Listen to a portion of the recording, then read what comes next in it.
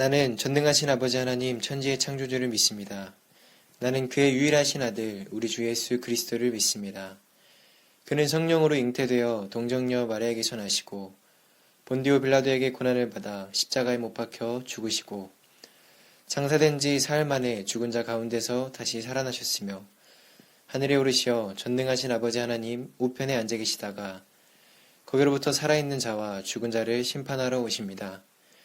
나는 성령을 믿으며 거룩한 공교회와 성도의 교제와 죄를 용서받는 것과 몸의 부활과 영생을 믿습니다. 아멘.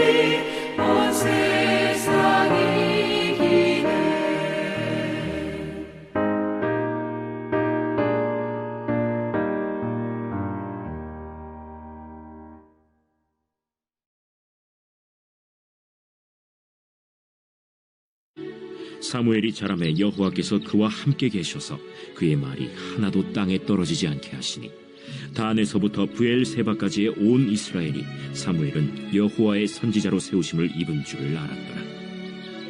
여호와께서 실로에서 다시 나타나시되 여호와께서 실로에서 여호와의 말씀으로 사무엘에게 자기를 나타내시니라.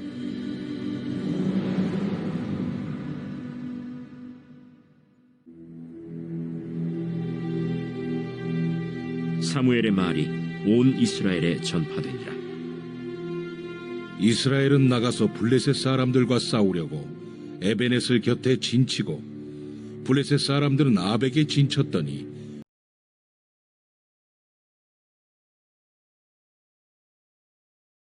오늘 말씀을 보시게 되면 사무엘이라는 사람이 어떻게 이스라엘의 선지자로 예언자로 세우심을 받았는가에 관한 예언자의 소명 말씀을 오늘 말씀에서 우리에게 들려주고 있습니다.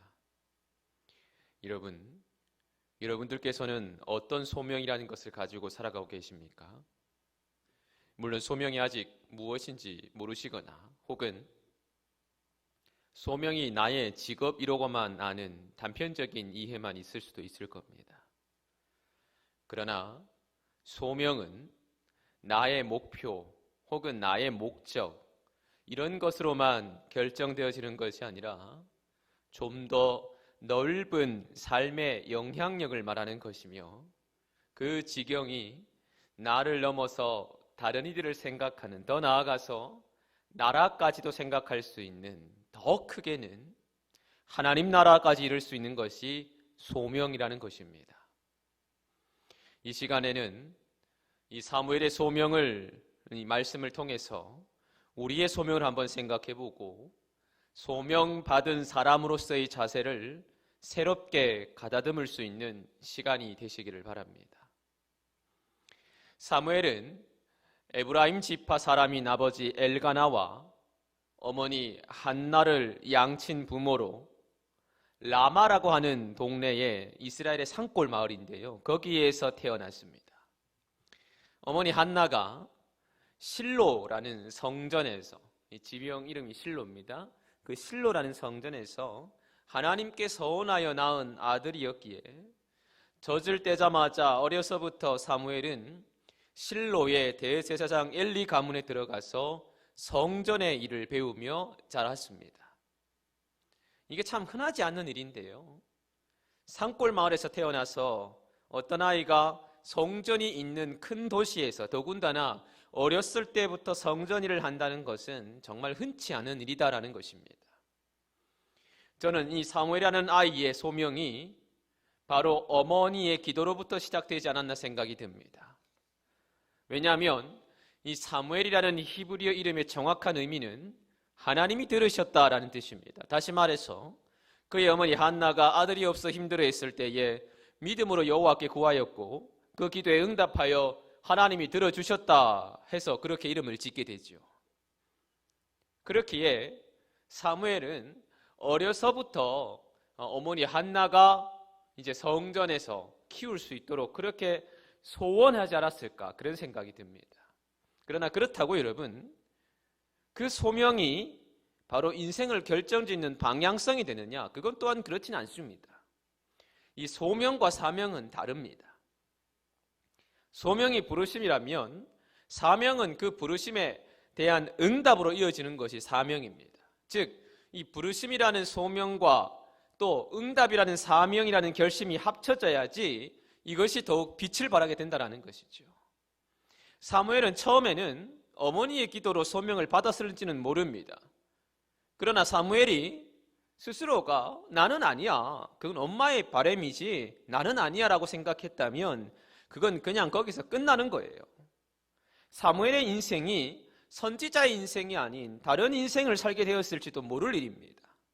하지만 사무엘은 어머니가 기도했고 또 그 기도를 이어받아서 자신의 소명으로 이어지게 되었고, 더 나아가서 그 소명 가운데 확실한 사명이라는 것을 발견했기에 그는 이스라엘의 위대한 선지자가 될 수 있었다는 것이죠. 여러분, 저와 여러분들은 지금 어떤 소명 혹은 사명을 가지고 결심하며 살아가고 있습니까? 오늘 말씀이 무슨 특별한 사람에게만 소명이 있고 사명이 있는 듯한 말씀이 결코 아닙니다. 현실을 살아가는 특정한 사람이 아닌 평범한 저와 여러분들의 삶 가운데서 인생이라는 것에 어떤 의미를 부여하며 살아가야 하는지, 그냥 내 배만 부르는 삶으로 끝나는지, 아니면 우리 인생이 진리 가운데 좀 더 의미 있는 인생으로 만들어가기 위해 우리가 무엇을 해야 하는지, 그것이 바로 소명과 사명에 대한 말씀이다라는 것입니다. 그런 의미에서 오늘 우리가 이 사무엘의 소명 이야기를 나누면서 여러분들이 그 인생의 귀한 메시지를 함께 찾으셨으면 좋겠어요.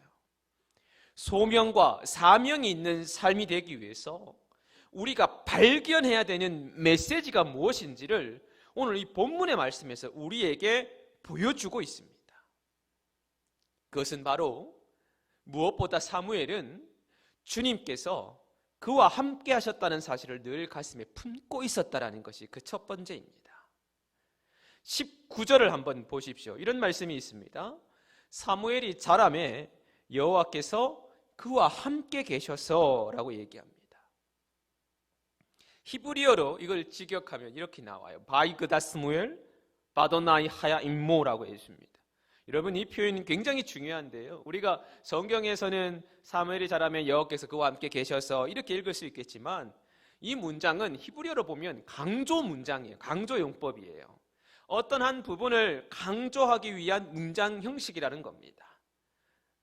그러면 무엇을 지금 강조하고 있느냐?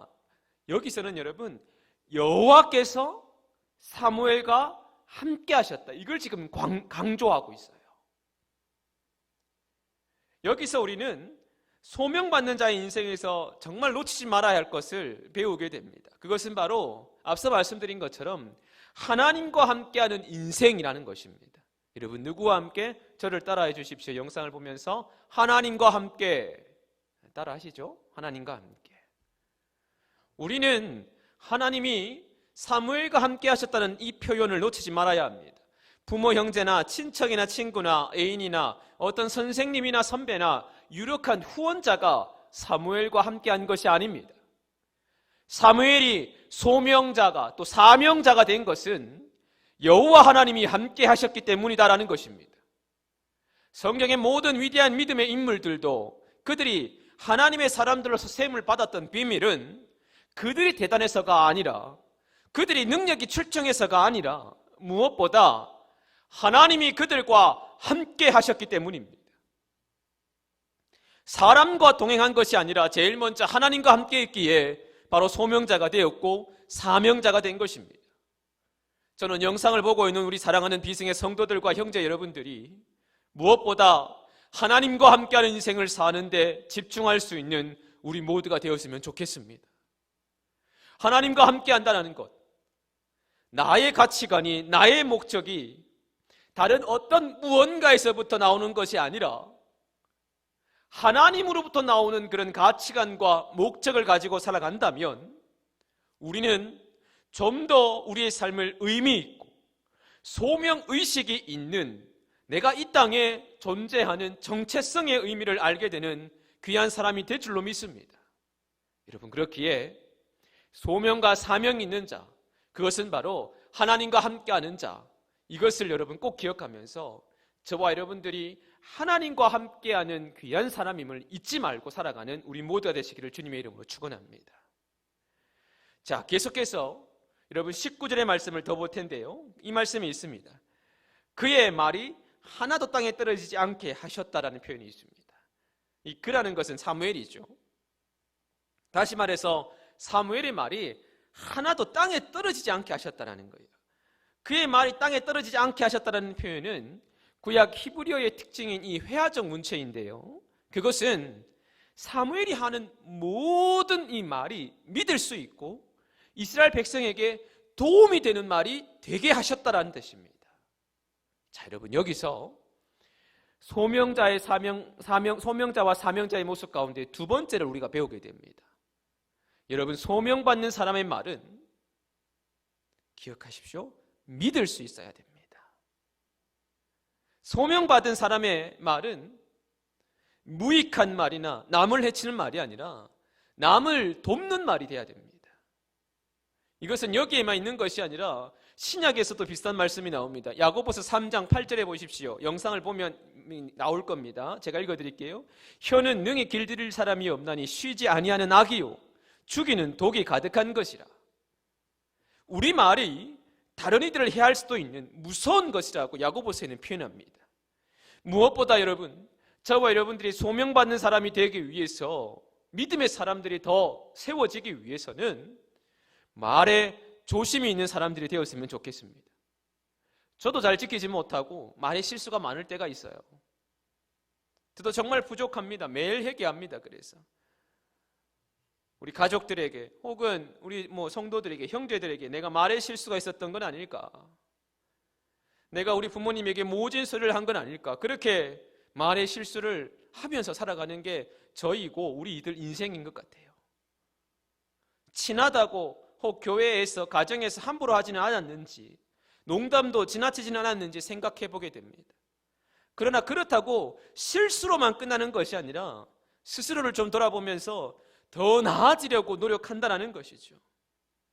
부족할 수 있지만 노력하면서 좀 더 나아간다면 저는 이것이야말로 소명자로서 우리가 하나님께 더욱 세움받는 그런 일이 아닐까 생각해 보게 됩니다. 사랑하는 여러분, 저는 여러분들의 마을 가운데 사람을 살리고 가정을 살리고 하나님 나라를 이룰 수 있는 말이 나오는 우리 모두가 되기를 바랍니다.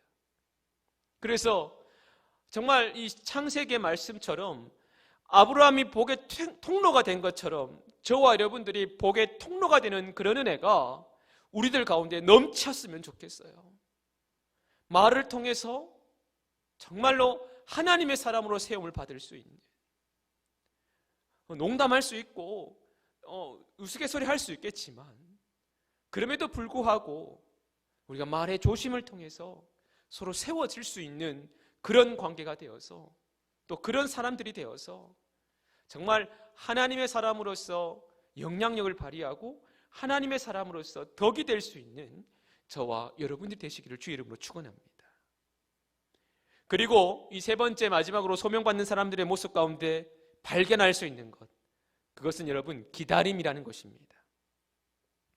여러분, 사무엘과 비견되는 인물이 오늘 제사장으로 나오는 엘리 제사장이라는 인물이 나옵니다. 이 엘리 제사장이라는 인물은요, 이 사무엘을 어렸을 때부터 키웠던 인물이기도 합니다. 그러나 그야말로 이스라엘의 이 대표적인 나쁜 제사장의 인물이라고 할 수 있어요. 그로 인해서 실로의 제사장의 권위가 무너지고 이스라엘 백성들의 신앙생활이 해이해졌으며 그의 아들들의 이 악한 행실과 또 엘리의 이 가정교육 소홀로 인해서 결국 이 실로라는 성소가 망하고 엘리 가문도 멸망하게 됩니다. 잠시 인간적으로 생각해 본다면 저나 여러분들이 만약 실로 성소에서 자라난 사무엘이었다면 어떻게 되었을까요?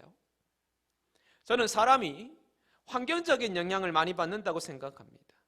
맹모 삼천지교라는 말이 있잖아요. 맹자의 어머니, 그 아들 교육을 위해서 3번 이사했다, 그런 말이 있잖아요. 그것처럼 이 사무엘이 엘리의 아들들인 홈니와 비느하스라고 있는데, 이 홈니와 비느하스 형들의 이 나쁜 영향력을 받아서 똑같이 어떻게 보면 한 통속이 되었을지도 모릅니다. 그러나 사무엘은 결국 그렇게 하지 않았어요. 그 어렵고 혹은 나쁜 환경 속에서도 이 사무엘은 남을 탓하거나 또 남을 이렇게 미워하거나 그렇게 잘하지 않았습니다. 오히려 말씀 가운데 중심이 쳐서 바르게 자랐습니다. 저는 이것을 여러분 기다림이라고 표현하고 싶은데요, 만약 사무엘이 그 환경에 물들어가면서 항톡석이 되어버렸다면 결코 그는 위대한 성경의 인물이 될 수 없었을 뿐더러 성경 자체의 이름도 기록되지 않았겠죠. 혹은 나쁜 이름으로 기억되었겠죠.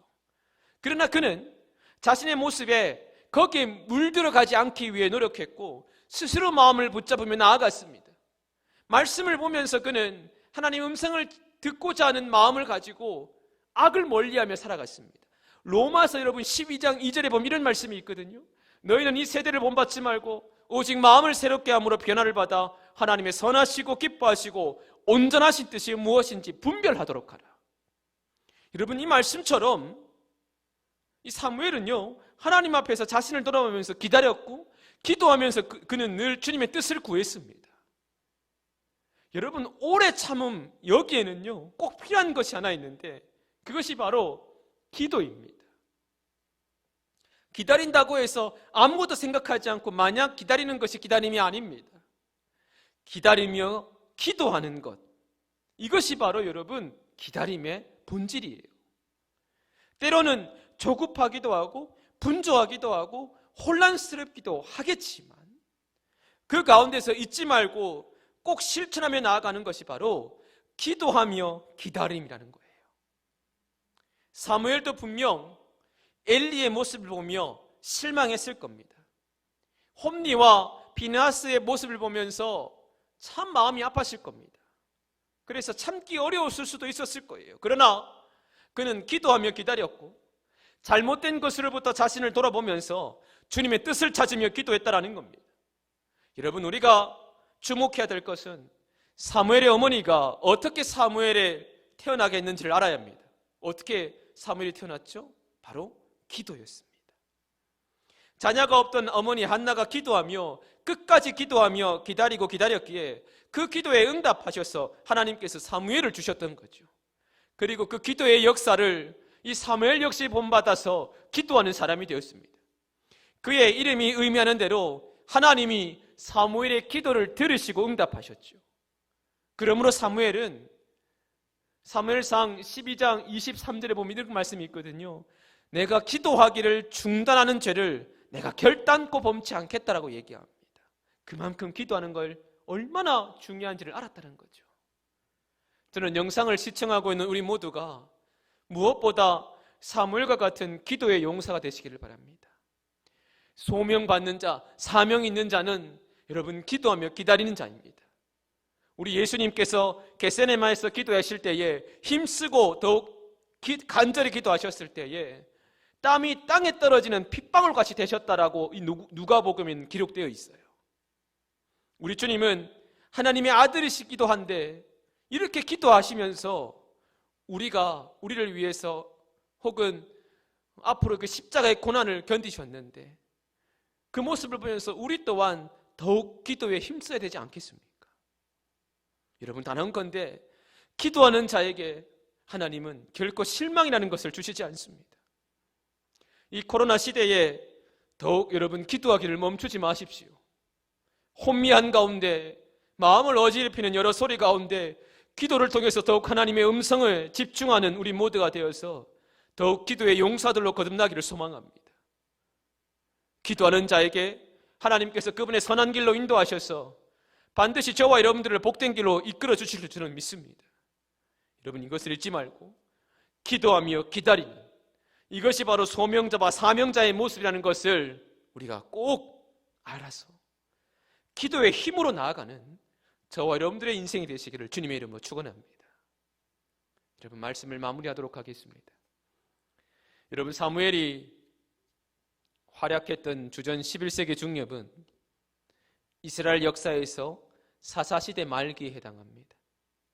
사사시대는 알려진 그대로 이스라엘의 불신과 배신과 혼란이 극에 달한 시대였습니다. 한마디로 이스라엘은 왕이신 하나님을 배신하였고 하나님의 말씀은 무시당하였으며 이스라엘은 혼란과 절망의 상황으로 내몰리고 있었던 시기였습니다.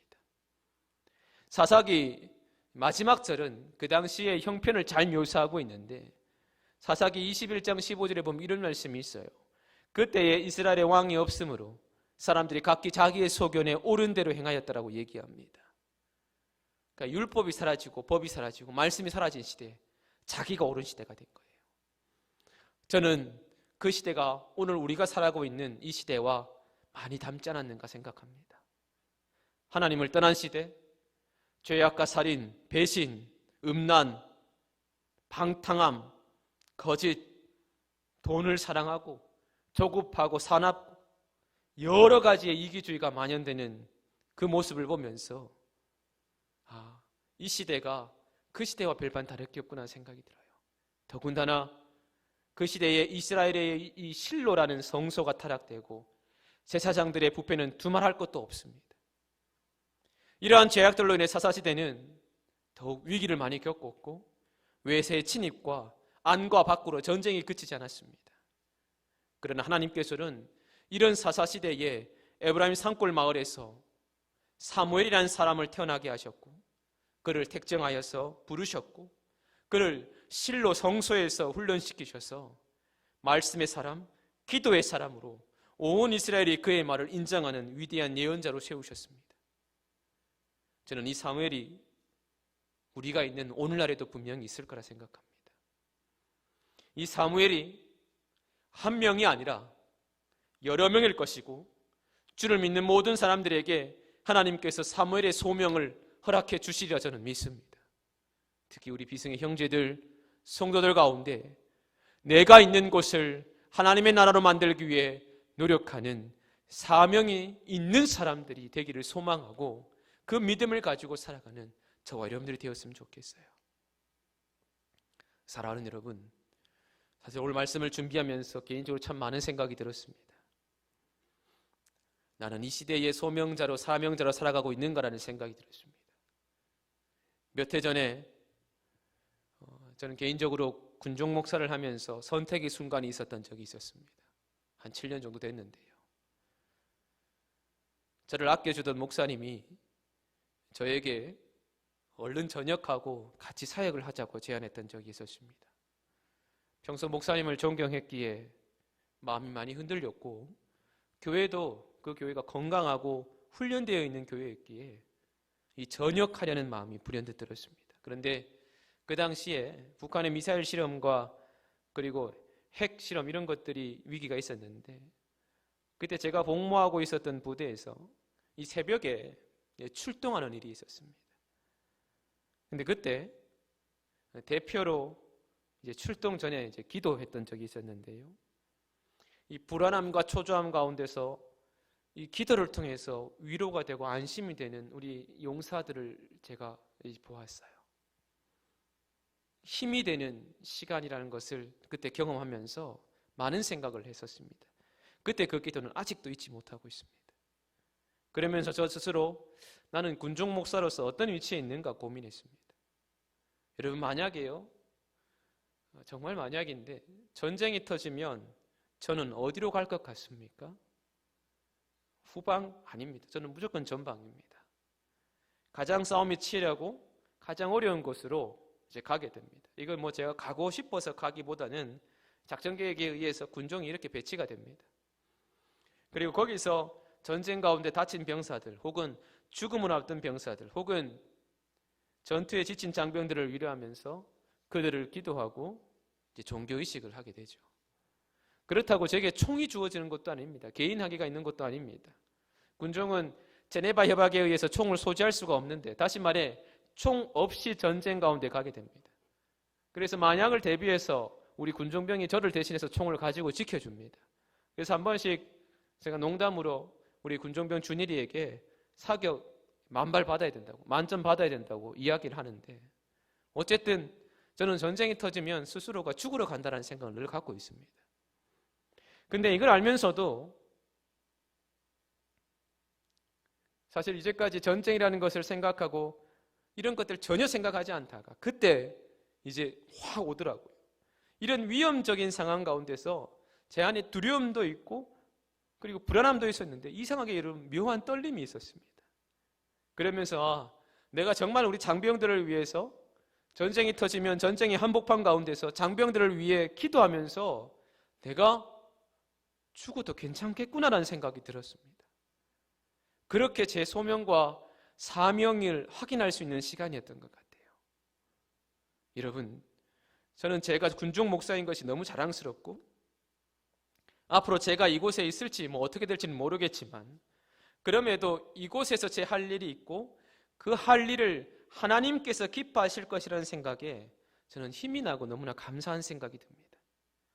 이것은 저뿐만이 아니라 우리 모두가 하나님을 믿는 그 믿음 안에서 우리의 삶이 좀 더 의미 있는 인생을 살기 위해 우리 가슴에 늘 하나님을 믿는 믿음 가운데서의 소명의식과 사명의식을 품고 살아가는 저와 여러분들이 되셨으면 좋겠어요. 여러분, 우리 모두에게는 소명이 있고 사명이 있습니다. 하나님을 믿는 자에게 소명과 사명을 다 허락하십니다. 안 주시거나 그런 게 아니에요. 다 우리에게 주십니다. 그러나 그 소명과 사명은 다 다를 수 있습니다. 없는 사람은 없습니다. 그리고 소명과 사명이라는 것은 인생의 성공이나 인생의 부자로 사는 것이 결코 아닙니다. 소명과 사명은 우리의 인생을 좀 더 의미 있게, 그리고 하나님을 믿는 성도답게 살아가게끔 만들어주는 것입니다. 비생의 모든 성도, 우리 형제 여러분, 이 소명의식, 이 사명의식을 우리가 꼭 가져서 정말 저와 여러분들의 삶이 하나님이 기뻐하시고 하나님의 뜻을 이루어낼 수 있는 삶의 모습이 되면서 이 땅에서 하나님의 선한 영향력을 끼치며 한 발 한 발 힘차게 우리 인생을 만들어가는 저와 여러분들의 삶이 되시기를 주님의 이름으로 축원합니다. 우리가 바로 하나님의 소명자요 사명자라는 것을 잊지 마시고 더욱 당당하게, 더욱 힘차게 주님 앞에 나아가는 우리 모두가 되시기를 소망하고 축복합니다. 우리 이 시간 이 찬양을 함께 부를 건데요, 민족의 가슴마다 아실 거예요. 민족의 가슴마다, 우리 찬양 부르시면서 정말 하나님 영광을 위해 살아가는 삶, 소명을 가지고 사명을 가지고 살아가는 삶 되기를 소망하면서 함께 찬양하며 주님 앞에 나아가는 귀한 시간 되기를 바랍니다. 함께 찬양하시겠습니다.